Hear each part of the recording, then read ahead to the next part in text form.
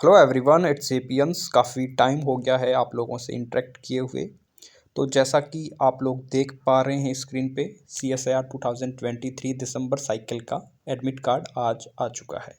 तो इस admit card को लेकर कुछ बातें करेंगे हम, और कुछ एडवाइस भी मैं देना चाहूँगा कि एग्ज़ाम में क्या कुछ आपको करना है और एग्ज़ाम के दौरान आपको क्या कुछ चीज़ें लेके जानी है।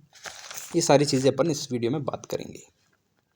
तो सबसे पहले आई होप कि आप सब लोगों ने एडमिट कार्ड डाउनलोड कर लिया होगा, और अगर नहीं किया है तो इसकी जो वेबसाइट है या जो लिंक है मैं इस डिस्क्रिप्शन में दे दूंगा, क्योंकि इस बार जो है CSIR का साइट कुछ दूसरा है, तो कुछ लोगों को फाइंड आउट करने में प्रॉब्लम आती है, तो मैं उसकी लिंक प्रोवाइड करवा दूंगा। तो एडमिट कार्ड डाउनलोड करने के बाद में क्या कुछ आपको करना है, आप में से कई लोग जो है पहले भी एग्ज़ाम दे चुके होंगे और कई लोग जो है नए हैं, पहली बार एग्ज़ाम दे रहे हैं। तो जो लोग पहली बार एग्ज़ाम दे रहे हैं उन लोगों के लिए स्पेशली ये वीडियो इम्पोर्टेंट होने वाला है। तो सबसे पहले जैसे आप एडमिट कार्ड डाउनलोड करते हैं तो सबसे नीचे आपको एक चीज़ दिखाई देगी, सेल्फ डिक्लेरेशन, या इसको अंडरटेकिंग बोलेंगे। तो वो फिलअप करना है आपको। उसमें क्या करना है, जो डिटेल्स आपसे मांगी गई है वो फिलअप कर दीजिए। उसमें एक तो आपको अपना फ़ोटो पेस्ट करना है, दूसरा आपको अपना थंब इम्प्रेशन लगाना है, और तीसरा वहाँ पे साइन करनी है। तो एक चीज़ का ध्यान रखें कि साइन जो है आप सेंटर पे जाके ही इन्विजिलेटर के सामने ही करें। दूसरा सबसे बड़ी चीज़, जो टाइमिंग का बिल्कुल ध्यान रखें। जो लोग पहली बार एग्ज़ाम दे रहे हैं वो अपने एडमिट कार्ड में देख लें कि रिपोर्टिंग टाइम क्या है और गेट क्लोजिंग टाइम क्या है। इन दोनों चीज़ों का ध्यान रखें। रिपोर्टिंग टाइम से पहले आपको पहुंचना है, और गेट क्लोज होने के बाद में एंट्री नहीं मिलेगी, तो इस चीज़ का ध्यान रखें। तीसरा इम्पोर्टेंट कि क्या कुछ चीज़ें अपने को साथ में लेके जानी है, क्योंकि कई बार हम जो है हड़बड़ाहट में, जो पहली बार एग्ज़ाम दे रहे हैं तो हड़बड़ाहट में हम कुछ चीज़ें भूल जाते हैं पीछे, फिर जो है वहाँ में एडमिट कार्ड या कुछ दूसरी चीज़ें वहाँ जाके प्रॉब्लम होती है सेंटर पे। तो आप इस चीज़ का ध्यान रख लें कि क्या कुछ चीज़ें आपको साथ में लेके जानी। सबसे पहला आपको काम करना है कि आप अपना एडमिट कार्ड डाउनलोड कर लें। अब एडमिट कार्ड जो है क्लियर होना चाहिए, इससे कोई फ़र्क नहीं पड़ता कि वो ब्लैक एंड वाइट है या कलर है, क्लियर होना चाहिए। इसकी एक कॉपी आप रख लें। दूसरा, एक ट्रांसपेरेंट वाटर बोतल आप ले जा सकते हैं साथ में। तीसरा, बॉल पेन लेके जाना है आपको। चौथा, एक पासपोर्ट साइज़ फ़ोटो लेके जाना है आपको। तो सेफ साइड आप 2 फ़ोटो कैरी कीजिए, एक इधर उधर हो जाए तो दूसरा आपके पास रहे। और पांचवी चीज़ जो है, आपको एक ओरिजिनल वैलिड आईडी प्रूफ लेके जाना है। अब इस वैलिड आईडी प्रूफ में कौन कौन से आईडी प्रूफ आते हैं, या तो आप आधार कार्ड लेके जा सकते हैं, या ड्राइविंग लाइसेंस लेके जा सकते हैं, वोटर आईडी कार्ड लेके जा सकते हैं, या आप अपना पासपोर्ट जो है कैरी कर सकते हैं। तो ध्यान रहेगी, ये आपको ओरिजिनल लेके जाना है, इसकी फ़ोटोकॉपी वगैरह नहीं चलेगी। अगला पॉइंट, जो PWD कैंडिडेट्स है वो अपना PWD सर्टिफिकेट जो है साथ में लेके जाए, और उनको 20% एक्स्ट्रा टाइम मिलेगा। ठीक है। नेक्स्ट जो है, कुछ स्टूडेंट का ये भी पूछना रहता है कि शूज़ पहन के जाए या शर्ट फुल बाजू पहन के जाए, हाफ बाजू पहन के जाए। तो सेफ साइड, आप जो भी किसी भी एग्ज़ाम में जा रहे हैं तो आप इन चीज़ों से बचिए कि छोटा आप टी-शर्ट पहन के जाइए जो फुल साइज़ का नहीं हो, फुल स्लीव्स का नहीं हो, और जहाँ तक हो आप जो है सैंडल या चप्पल पहन के जाइए। शूज़ वूज़ का वैसे इसमें लिखा हुआ है कि जो शूज़ अलाउ नहीं है। उसके बाद में अगर कोई भी अदर क्वारी आपको है, आपको अगर सेंटर चेंज करवाना है, हालांकि सेंटर चेंज जो है किया भी जा सकता है और नहीं भी किया जा सकता, तो उसके दोनों पहलू है। अगर आपकी बहुत ज़्यादा इमरजेंसी है, सेंटर चेंज करवाना है, तो आप CSIR.NTA.AC.in पे लिख सकते हैं, जहाँ अगर पॉसिबल होगा तो वो लोग आपका सेंटर भी चेंज कर देते हैं। कई बार होता है, कई बार नहीं भी होता है। फाइनली जो जिस टॉपिक में मैं आना चाहूँगा कि कुछ एडवाइस जो है आपको बहुत हेल्प करेगी अगर आप पहली बार एग्ज़ाम दे रहे हैं तो। सबसे पहली चीज़, चीटिंग नहीं करनी है।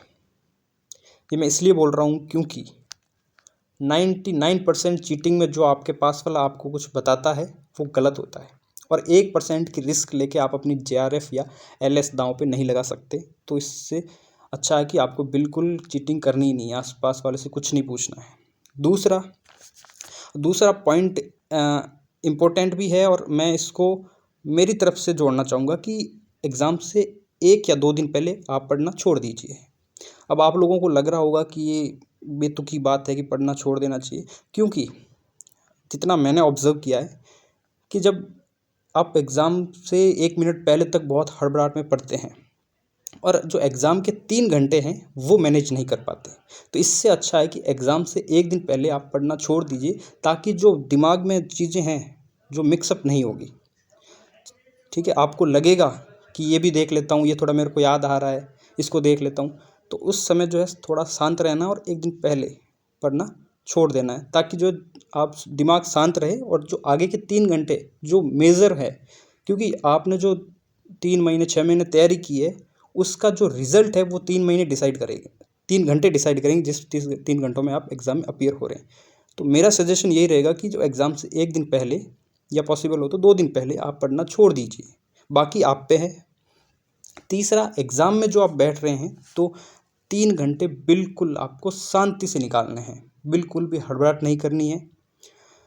ये चीज़ जो है डिसाइड करेगी आपका रिज़ल्ट कैसे होने वाला। आपको सब कुछ आता है, लेकिन एग्ज़ाम में आपने जो है गड़बड़ कर दिया, 3 घंटे आप मैनेज नहीं कर पा रहे हैं, तो आपका रिज़ल्ट जो है वहाँ से डिसाइड हो जाएगा।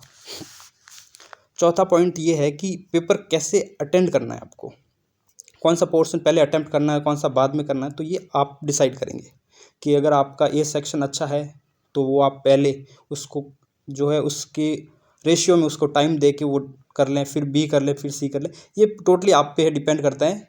मैं ये सजेस्ट करूँगा कि सबसे पहले आप जो है बी सेक्शन को एकदम थ्रू आउट हो जाइए उससे।